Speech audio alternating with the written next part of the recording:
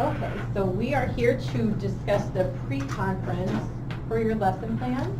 And what this is I just use a particular format, and it's several questions to just get to know what you want me to look for and what you plan for your lesson, so that I have a better idea of what to look, like what to look for in general in the standards and all that jazz. Okay, so one of the first things is, what do you want the students to accomplish in this lesson? We're going to be working on objective summaries. So mostly I want them to write a paragraph that summarizes what they're learning without their opinion in it. Okay. What class is this for? What's the subject? English and language arts. Okay. Are there, like, tell me about the students that'll be in the class and I'm observing. Behavior-wise? Anything. All right, so we have 4 students. I'd say 2 of them are very, they like to stay off task if possible. One of them will walk out of the room if he doesn't want to do an assignment very politely. You don't even know he's going. He might Okay. just stand up very nicely and quietly exit the door. Okay. If it's something he doesn't want to do, which is an improvement, because I heard at his last school he used to throw garbage and curse at people. So it's an improvement. Mm-hmm. So if we see him trying to elope, we might try to nicely intervene and talk him into staying. One of our other students, he also fights work, but he mostly will just kind of buck at first and say, no, I'm not doing this, blah, blah, blah. And then, you know, with not a lot of attention to his behavior, and just say, hey, you know, it's just going to do this, this, and this, be super easy, and then we'll do whatever, and kind of like talk to him like that, and then he'll work and do what he's supposed to. All 4 of our students are below grade level in reading and language arts, and they struggle and they hate writing. It's like their worst thing in life to have to write anything. So we've been practicing it, and they're at the point now that they should write 5 sentences. They know that it's sentences with punctuation marks and not lines. So I'm kind of working on making their sentences a little more elaborate than a few words, because after they learned they had to do punctuation and not count lines, then they started saying, you know, this happened, that happened, and it's Like over. 2-word sentences? Yeah, so, you know, we're working on expanding those, using some descriptive language, things like that, along with their objective summaries. So those are kind of some of the things I'll be working on with them. Okay. What's the demographic of your kids? Do you have boys, girls? What do you have in there? We have all boys. Okay. Okay. All boys. We had a girl, she just went back though. Sweet. Yeah. Do you have any specific objectives that you want me to look for? Not exactly. I mean, Okay. I can't think of any besides just, you know, watching. I'm assuming you'll be watching how I deal with behavior, since that's like half of what we teach. It's whatever you want me to. If you feel like there's a different area that you want me to observe, whether it be how can I get them to a higher order of thinking, like how do I challenge them to take that risk a little bit more? How can I get them to do X, Y, or Z? Or it absolutely doesn't have to be behavior at all. It can be Yeah. whatever. I feel like content-wise I'm pretty strong. Okay. Behaviors, I'm new to BD in general. Okay. So I probably would appreciate feedback on how you feel my behavior interventions are, or Okay. maybe like how it responds to people, if you have any input on how you would have done things differently. Okay. That's what I would like to have input on. Okay. And, you know, academically too. I mean, if you have other ways that maybe could get them into writing more than what I only get a little glimpse, I get it, but, you know, any kind of pointers from there too, I would take. Okay. Constructive criticism is great. Perfect. Okay. Are there any behaviors, like specifically, that you're really kind of concerned about? Let me count how many now. Mostly, just them not wanting to work. The one that he wants to leave when he has work presented to him, that he doesn't want to do. That's obviously a problem. Honestly, we've worked really hard with their behaviors in class, and almost everybody is either close to progress or on progress. Wonderful. So it's been really good, actually. But I mean, we always have work to do. Okay, so I'll keep, some of the behaviors that I'm hearing is task avoidance and elopement. Yeah. Okay. They're good at that, they're stickers. What evidence of student success, what will that look like? Like, what will student success resulting from this lesson look like? Obviously, the best answer would be to have a really well-written paragraph that's Mhm. very objective without their opinions in them. Okay.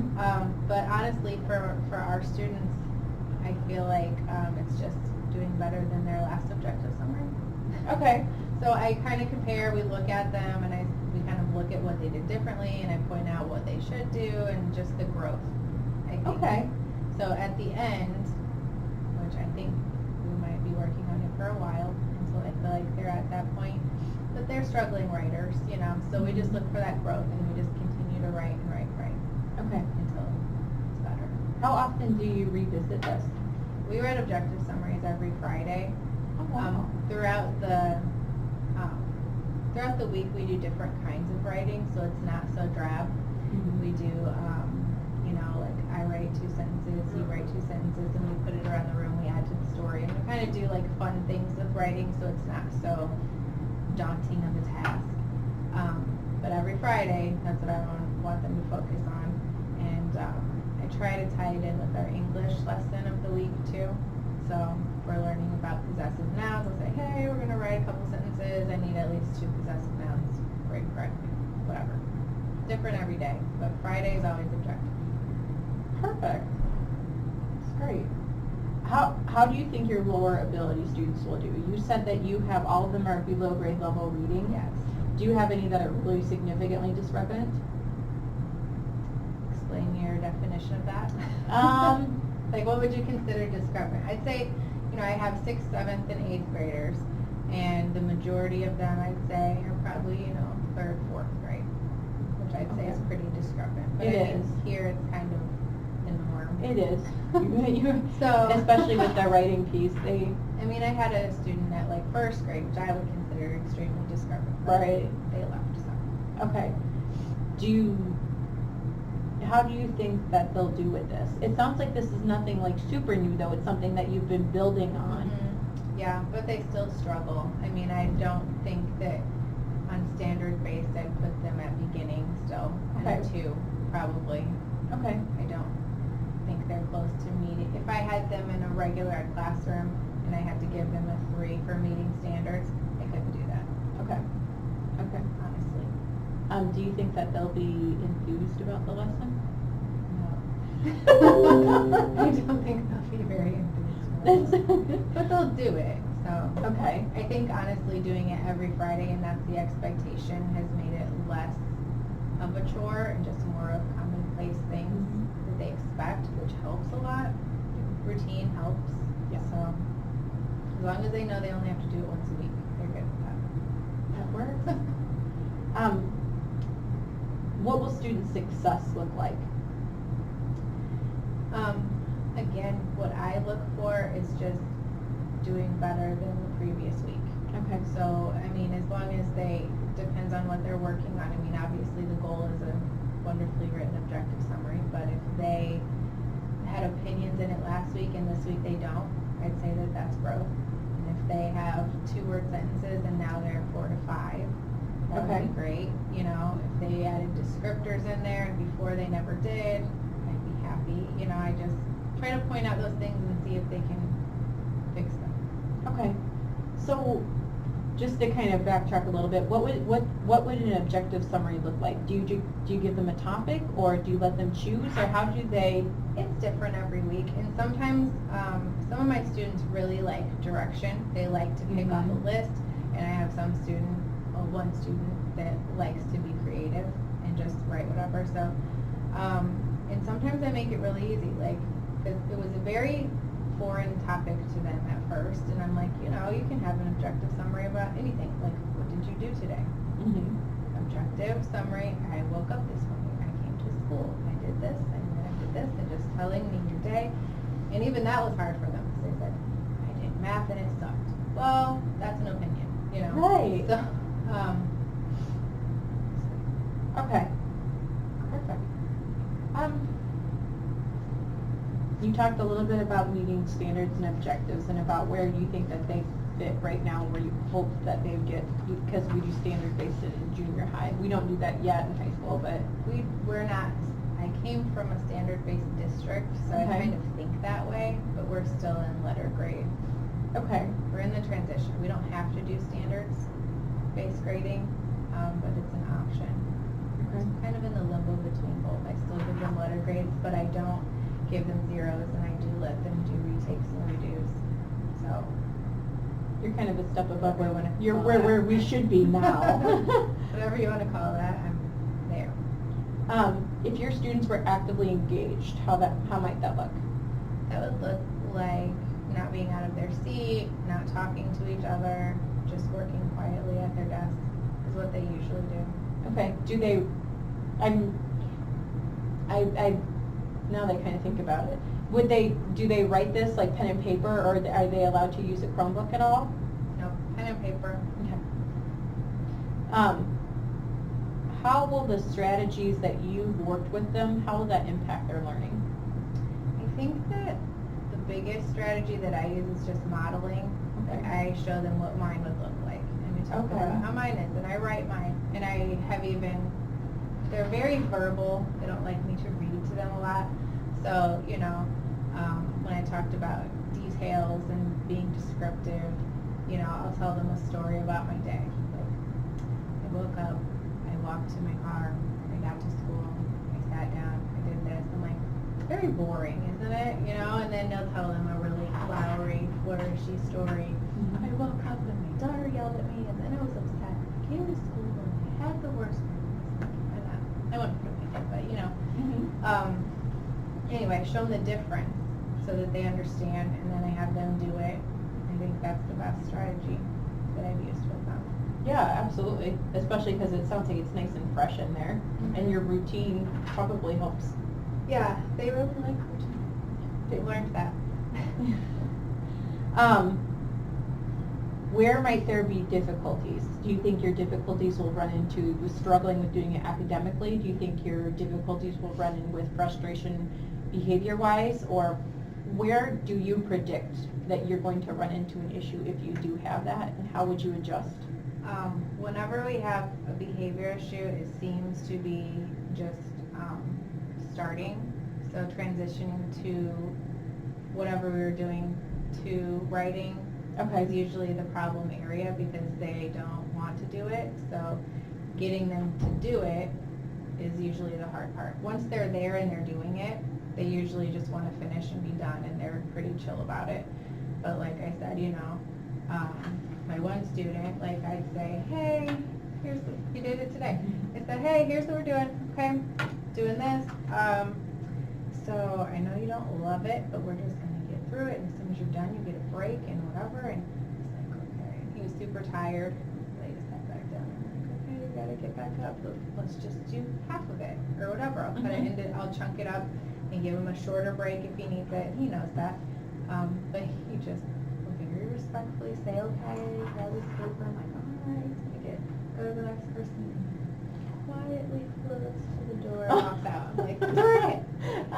So, you know, I'll try with him to chunk it, give him smaller pieces, like just write a sentence, write two, and then have a break, and then you can finish it, whatever you need to do. You want to take your break right now and do it at a different time. You can work on English instead, give them choices of assignments has helped in previous issues. Those are excellent strategies. I'm trying that with one of mine. They work. Yeah. Usually. Yes. But today he just wanted to take a nap, so there was no stopping him. You can still sit outside. I don't know. He said he didn't sleep last week, so he was just gonna.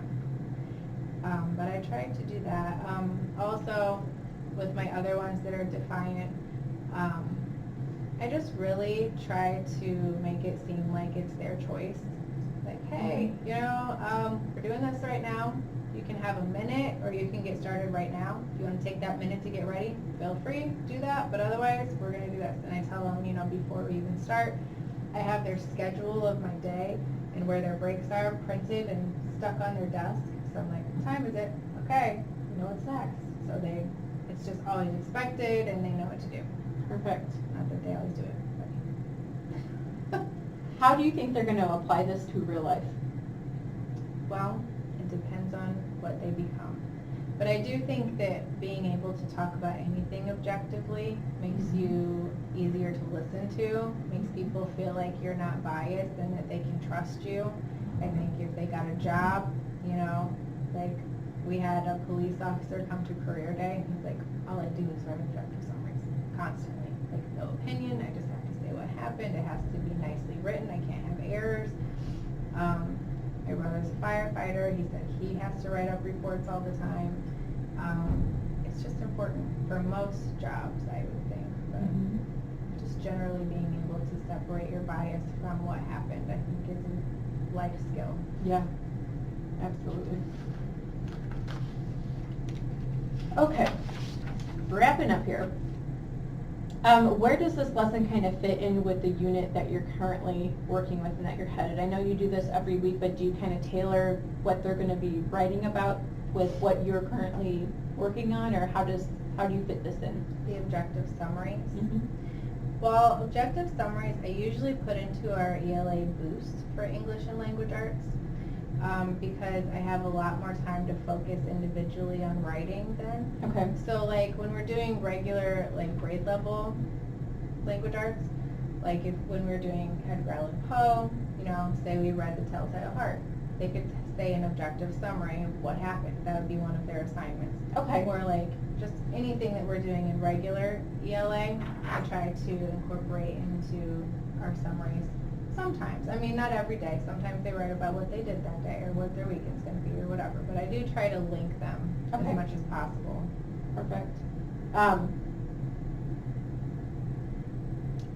It sounds like you have a pretty good set plan on how you plan to engage all the students, and it sounds like you have maybe two that are a little more resistant, but you deal with that often, and it sounds like you have a great strategy of what to do with that.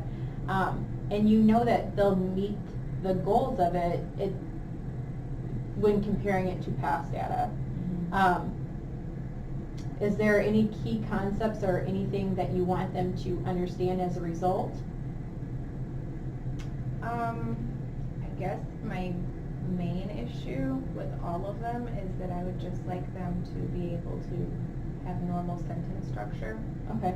That's really my main goal. Like objective summaries are great, but I really just want them to be able to write a paragraph, you know? And that seems like it's not that hard, but it's a big task. It is. They're not great writers, no offense, but it's a, But you're entirely accurate. it takes a lot of work. And I don't think that writing is taught that often in Right. grade school. So in junior high, when they have to start writing, and then high school, they write all the time, and like college, that's all I do is write papers, you know? So I hope that that's what I'm doing, is helping them be competent in that area. Perfect. Okay, so what it sounds like, I'm gonna just kind of be looking for, what you would like from me is to keep an eye on the way that you kind of handle some of the behaviors. And if I have any like input on how to help them grow or help you grow with the lesson plan that you have developed, maybe adding some extra pieces to kind of help build and push it just a little bit more if they're ready. Yeah. And I can absolutely do that. Is there anything else I can do for you? I don't think so. Okay, perfect. Thank you so much for this. Sure. Thanks for inviting me. Yeah.